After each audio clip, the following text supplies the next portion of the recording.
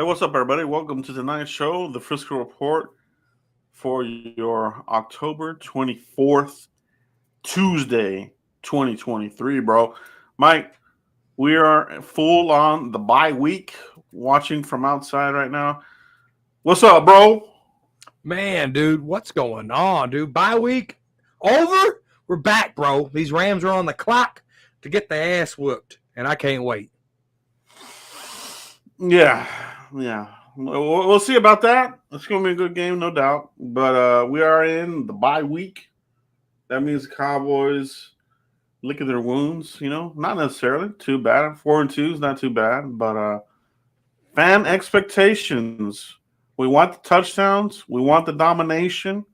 We want to look like a team that's going to do something deep in the playoffs. Right now, Mike, the offense anemic, right?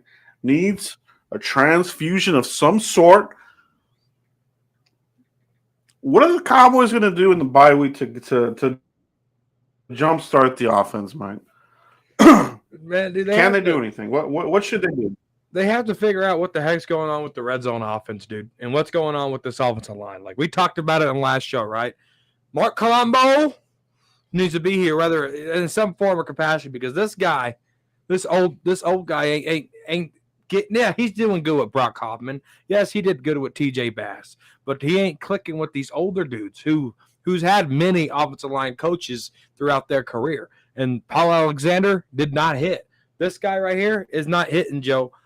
We got full strength offensive line the first time since 2021. Tyron Smith, Tyler Smith, Tyler Biotish, Zach Martin, and Terrence Steele.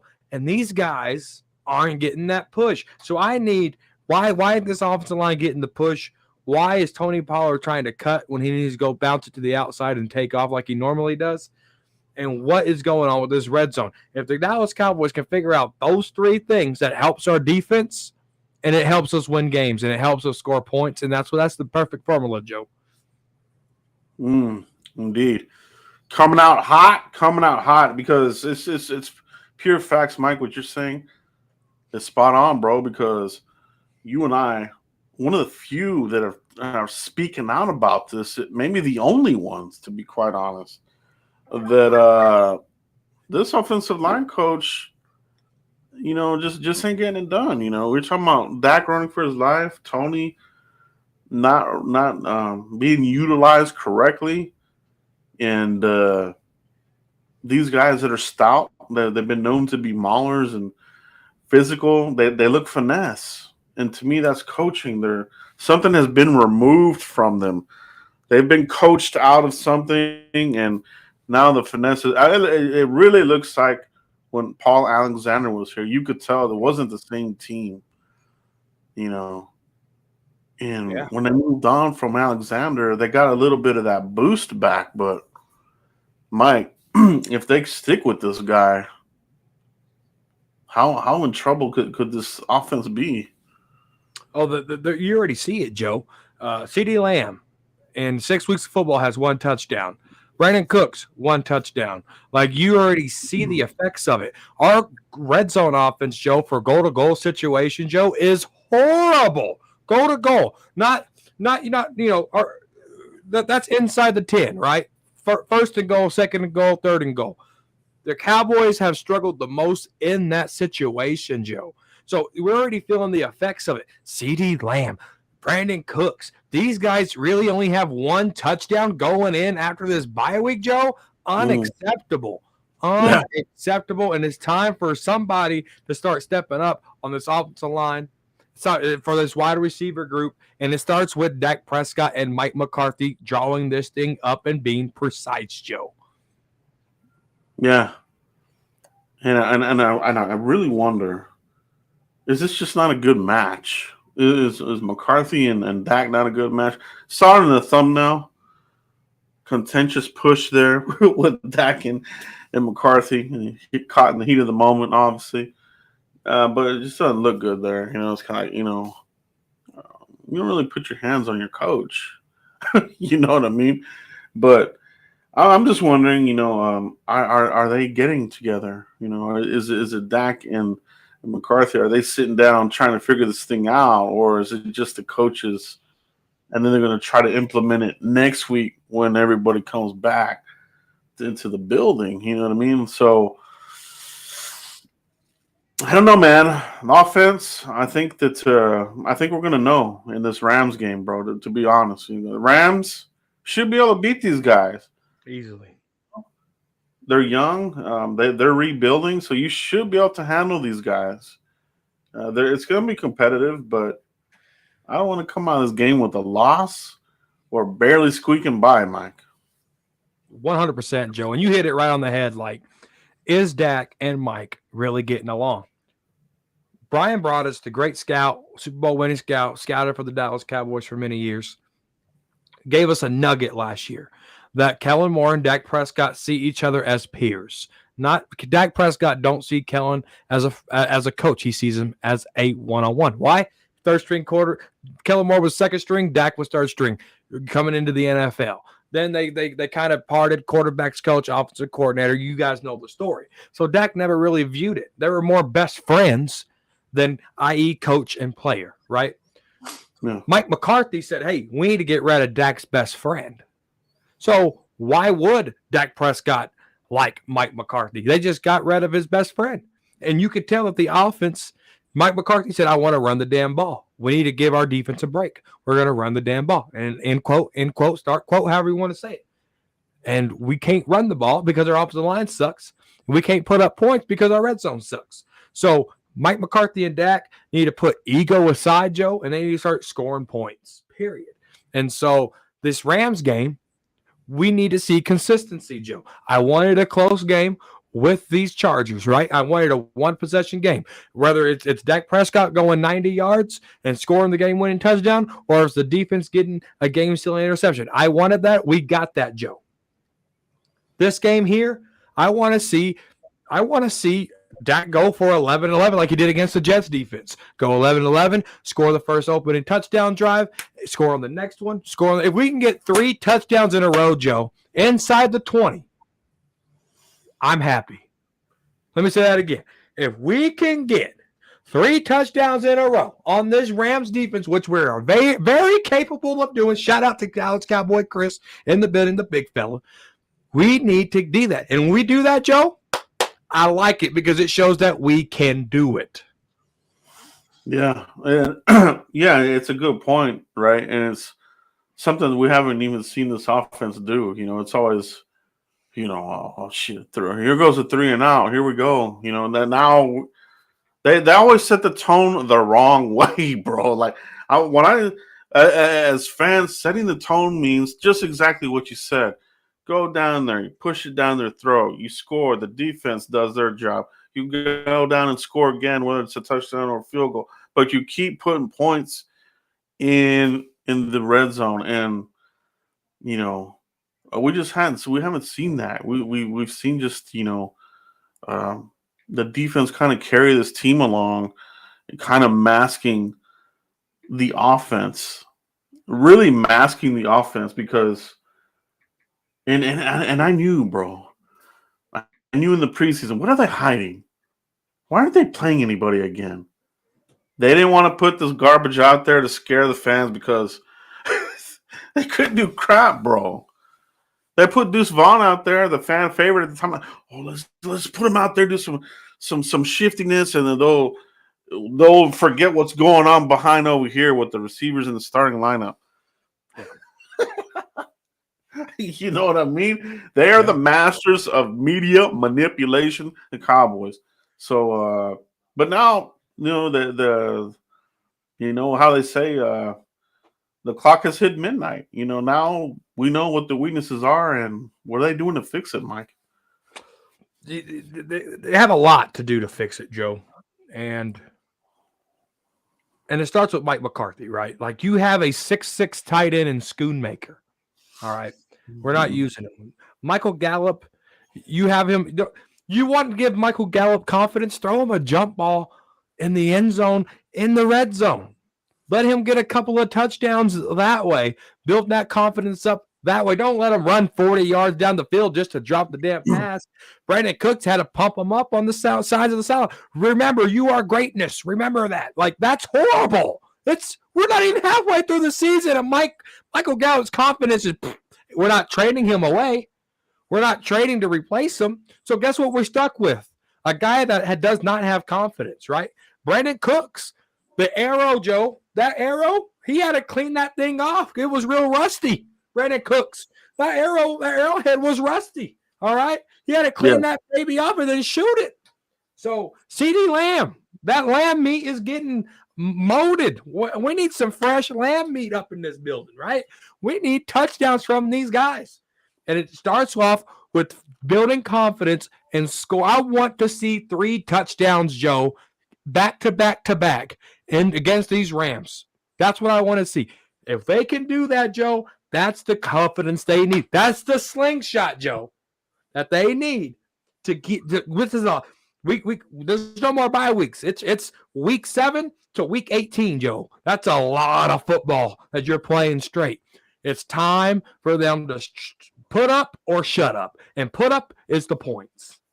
Yeah, a lot of football to go, right? So it's that being said, transitioning a little bit to our next topic. It is we got one more week left for the trade deadline, October 31st, Halloween, and here recently. Today, I believe, Jerry Jones says that they will not initiate trades. So the Cowboys, for now, they're not picking up phones saying, hey, how much do you want for this guy? They want people to come to them to make the trades or maybe try to get somebody off their team. But they themselves, Mike, according to Jerry, are not actively, looking to upgrade this team by going and getting people that, in theory should help this team out, Mike. So what does that say about Mike and Dak's future? That they're not going all in. They're just, let's just go with what's going on now and see what happens. What does that mean? Does it mean anything? It means that it's the same typical Cowboys, right? Jerry Jones is sitting back, looking at Cowboy Nation and saying, I gave you Brandon Cooks. I gave you Gilmore. I just traded for your future quarterback, Trey Lance. I just gave him a 4th-round pick for that, right?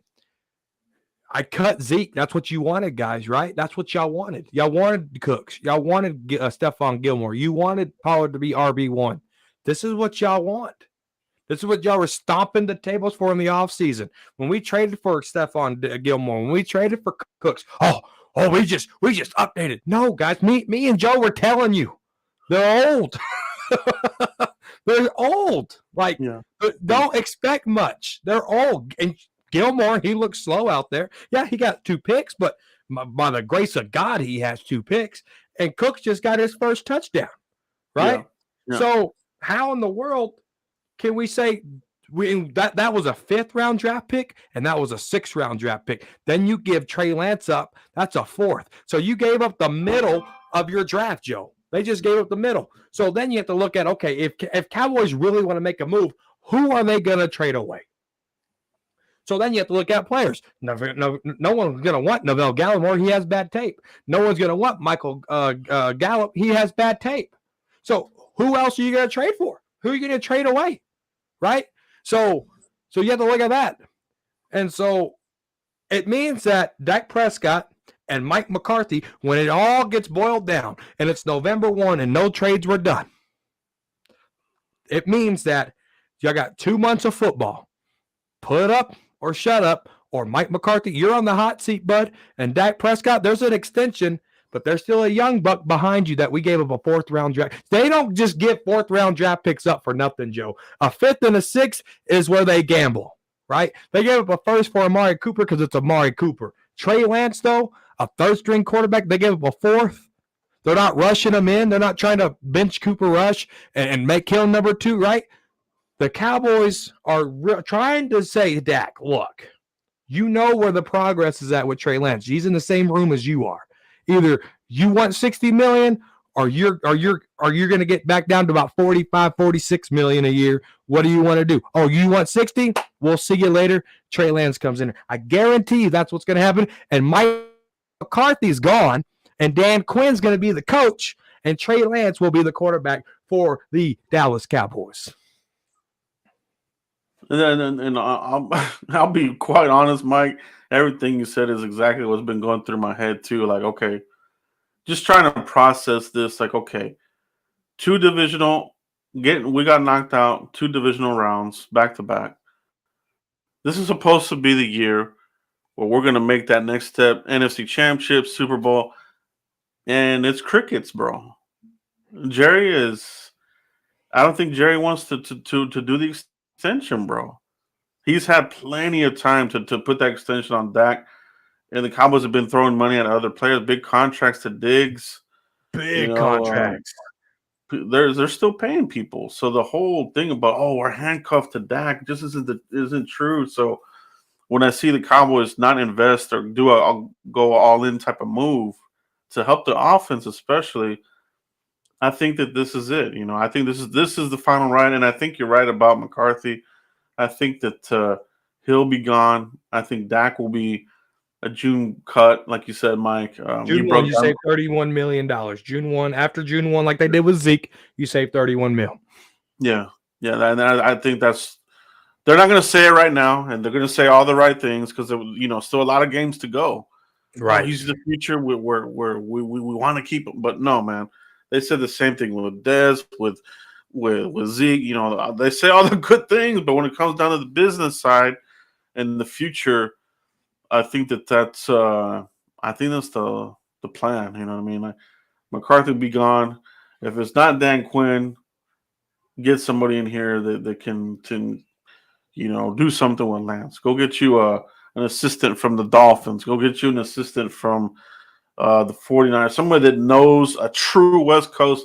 None of this stupid blend of Kellen and freaking West. It's a mess, bro.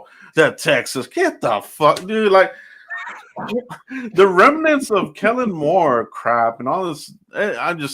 Can we just have a true West Coast? 100%. You know what I mean? That ain't gonna happen right now with what we have in place right now, Mike. No, you're spot on, Joe. And I told Fifth Quarter Cowboys this. Big shout out to Fifth Quarter Cowboys.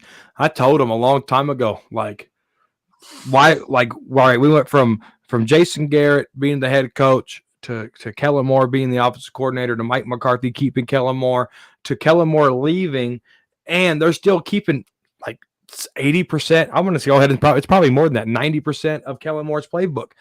I said this to Fifth Quarter Cowboys.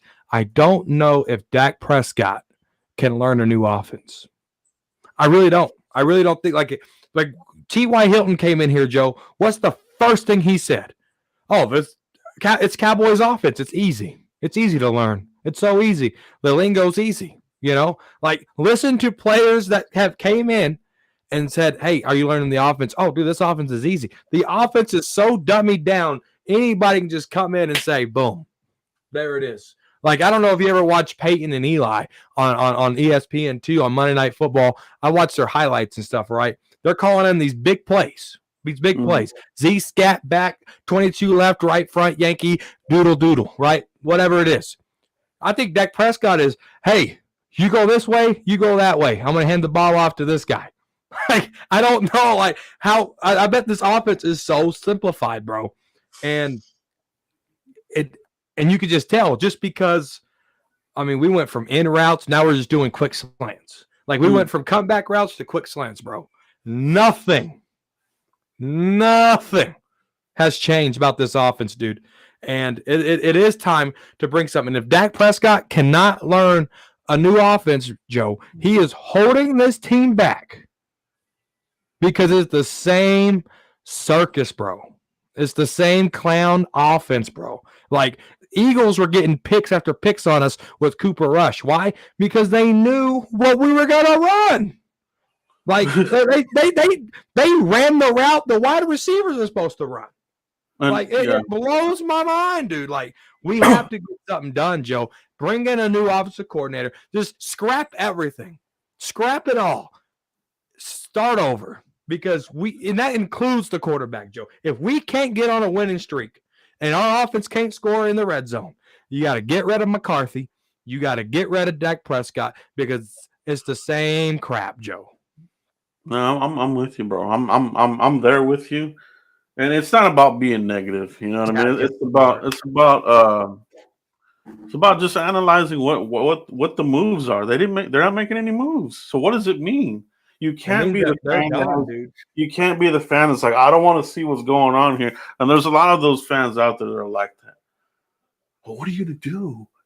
Yeah. Simon Who, said, yeah, who agreed. give me some names of guys that are gonna come in here. Right. Grab But them and then grab those balls and then make a move, man. So and honestly, I think the thing about it too is I don't even think they stopped there with the fourth round. I mean, this is a very deep quarterback class. You might have two young quarterbacks. You let them battle it out. You know what I mean?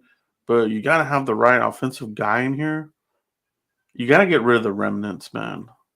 you have to. Like The that. remnants. I mean, we're going all the way back to Garrett, bro. Like the remnants, they're still here, dude.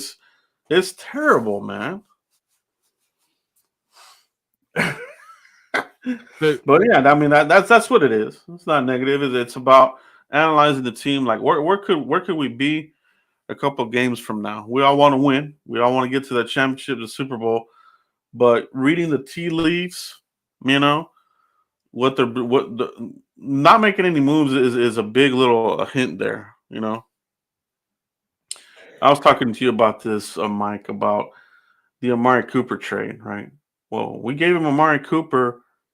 He couldn't capitalize on having Amari Cooper here and the stud CD Lamb, right? So Jerry, in his mind, is like, well, I'm not going to do that again. He right. couldn't capitalize on. I'm not going to do it again. So to me, this is what it is. I think Jerry's out on it too, bro. To be honest, but they're not going to say that. No, Come they're on. not. Dude, Brian Broaddus gives such good nuggets, dude.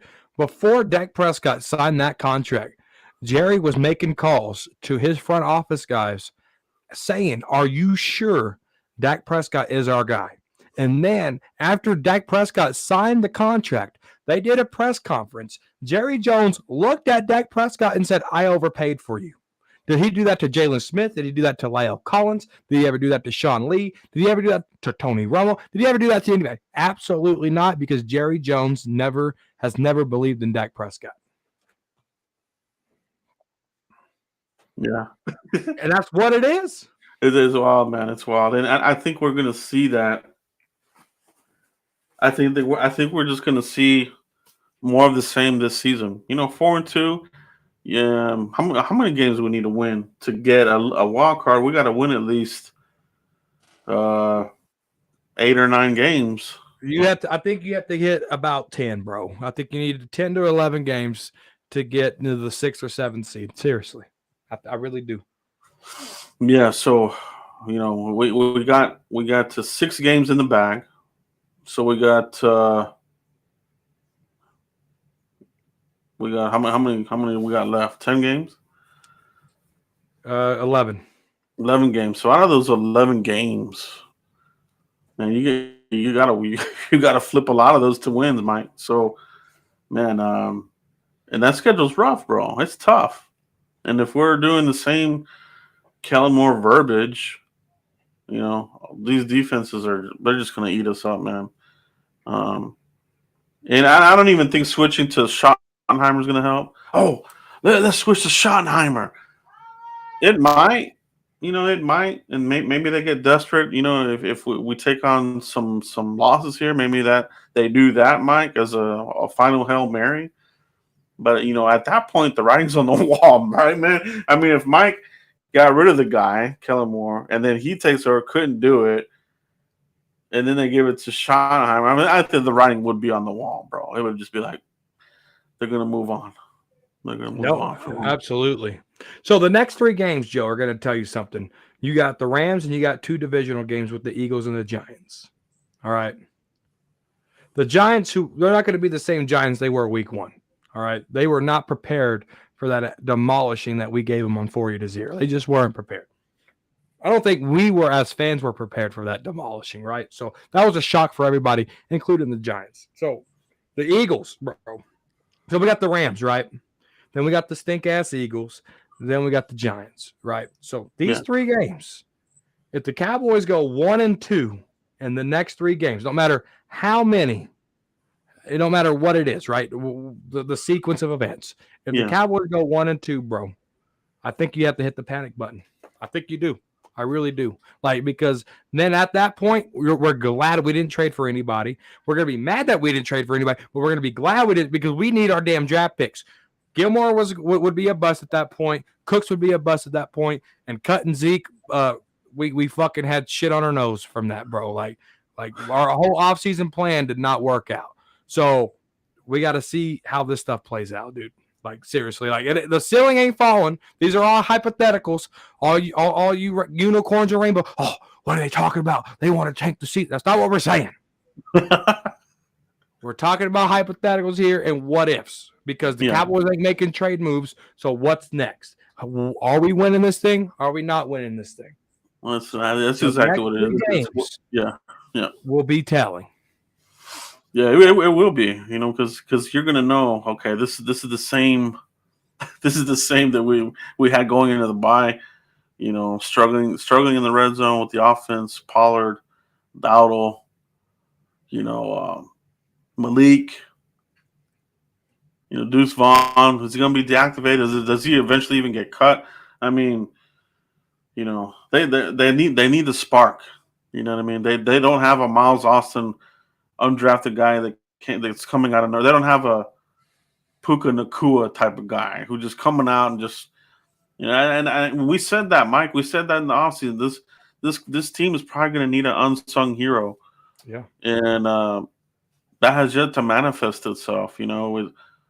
I thought Ferguson would be more of a weapon. That hasn't really manifested. He's okay, but I think they missed Schultz there, obviously, but. Wide receiver, we knew, Mike. We knew that they were trying to sell it to the fans, bro. And they ate it up. Yeah. This receiving corps sucks, dude. Dude, it's horrible. It's not good, man.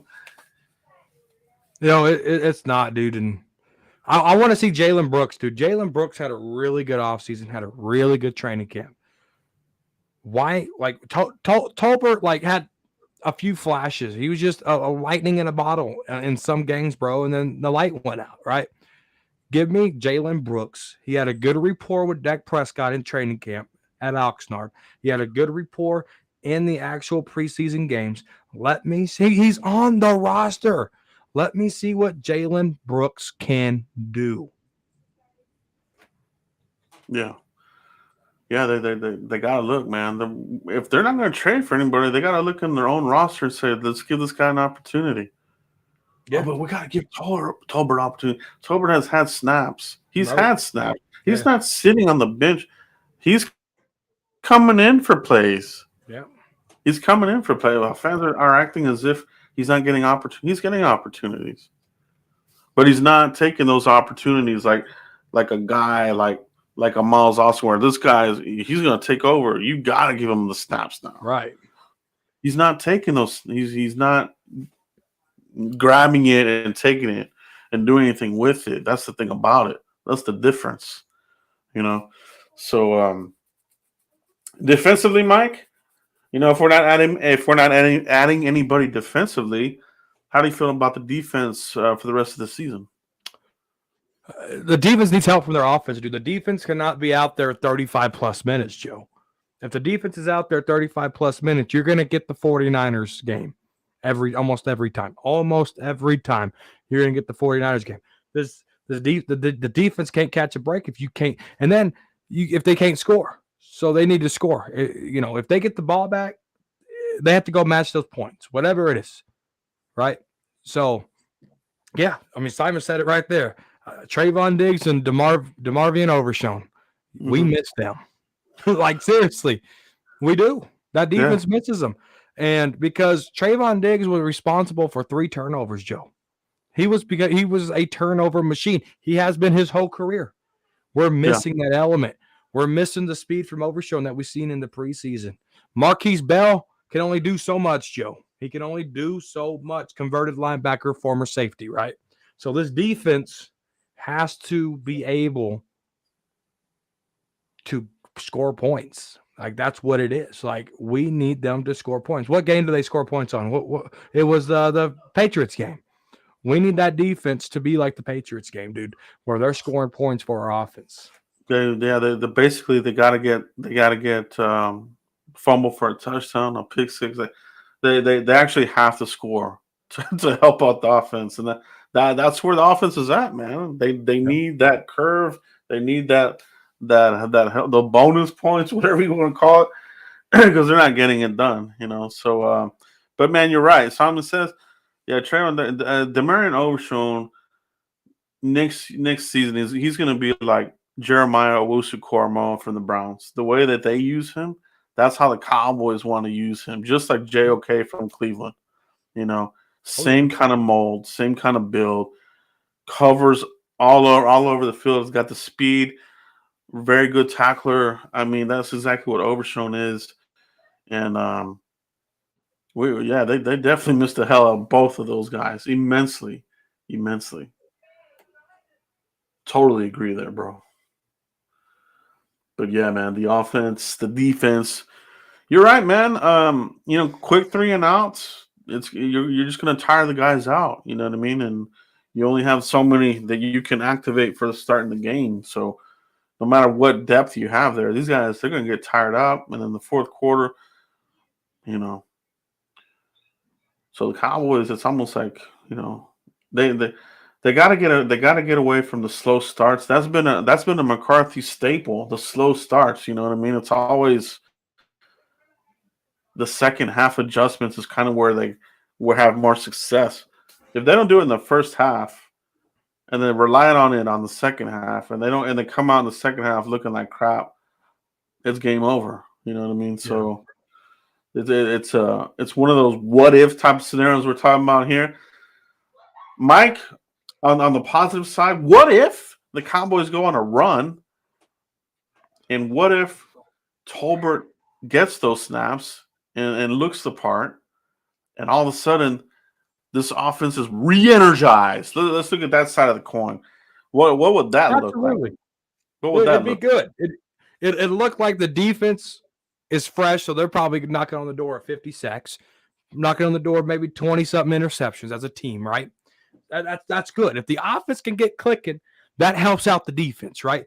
And so if the offense can get going, if we can get if we can get the offensive line push and pass protect fixed, Joe, that solves our issue. Dak can't say hut and then start rolling. All right, that it ain't gonna happen. When you're running back, when your quarterback is leading your team in rushing in this one game with 40 yards, you have an offensive line problem. The offensive line needs to get that fixed, Joe.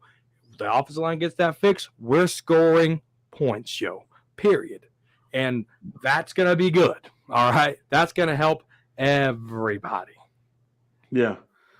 Yeah, that's what it is, man. And what I look at, like the game last night, 49ers and Minnesota, it's amazing what an offense can look like when they're clicking on all cylinders.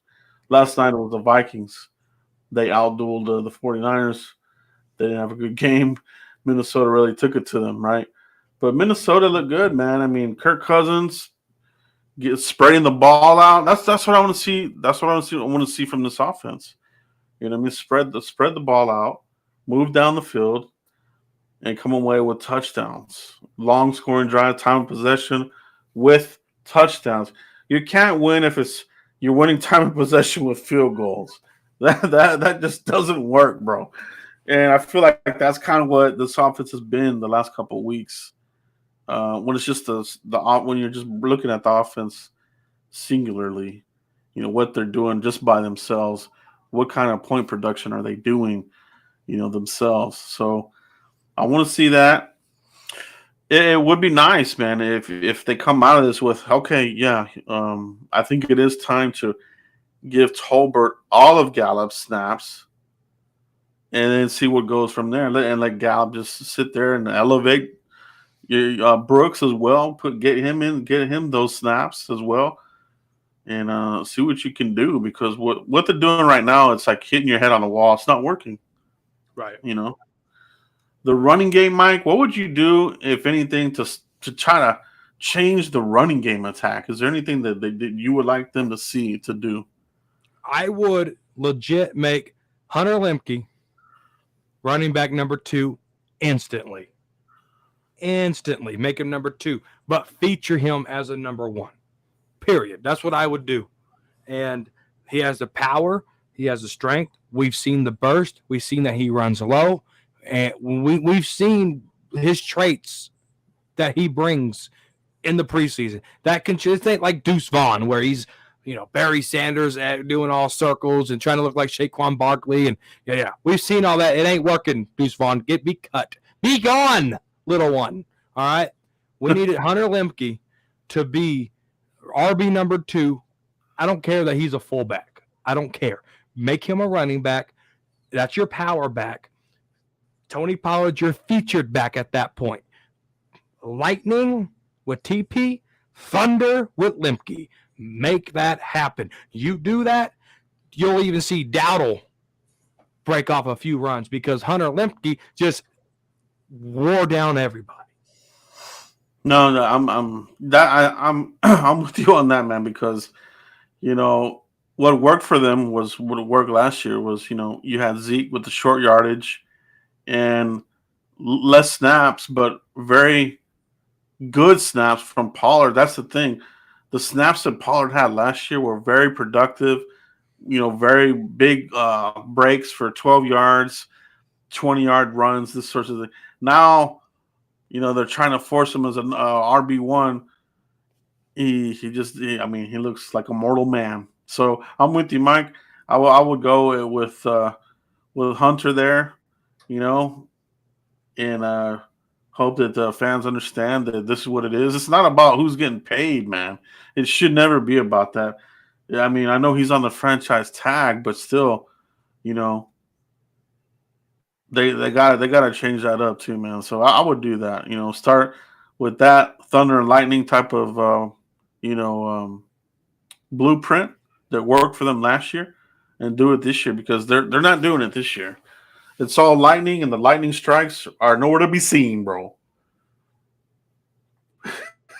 No, nowhere to be seen at all, Joe. And but it all started with this offensive line. Maybe Hunter Lemke could bring some confidence to Tyron Smith, and Tyler Smith's getting penalties, Joe. He barely had any last year.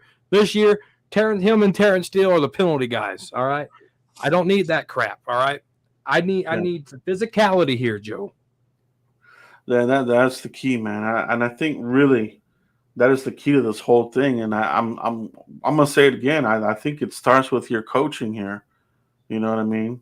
Solari's just an old dog from the Mike Landry Solari. era. I can never think of his name. Yeah, I mean we're talking from the Landry era. That's a different kind of player back then. That's not these young 20-something 5-year-old guys that you're dealing with. Say that again. We're dealing with somebody from where? From the Landry era. Good God. I mean, I really don't think he's connecting with these young guys, man. I mean, and they're all still young. These are young guys. They're in their 20s, 20-year-olds. It's not translating. You know what I mean? And we have our starting guys in there now. So in theory, it would have been like, okay, we're full force here. We're gonna start running and doing all kinds of crazy crap, dominating. They're beating themselves, Real finesse, man. They're not finishing blocks. Yeah, so I think that's the key to the season, bro. It's the offensive line coach. Maybe we get some breaking news here this week on the offensive line coach, but they stick with that. Don't be surprised, man. Don't be surprised how the rest of the season goes. You know what I mean? Oh, for real, dude. I mean, Lamb 1 touchdown. Who would have thought? Lamb 1 touchdown, Cooks 1 touchdown. Our 6'6" tight end ain't being used. Our offensive line ain't getting. What? This is probably one of the worst starts that you probably had. We're lucky to be 4-2. I guess is what I'm trying to say here, Joe. It is. It really is. It could be worse, obviously. But we are still 4-2. Lots of games to go. Lots of football to be played.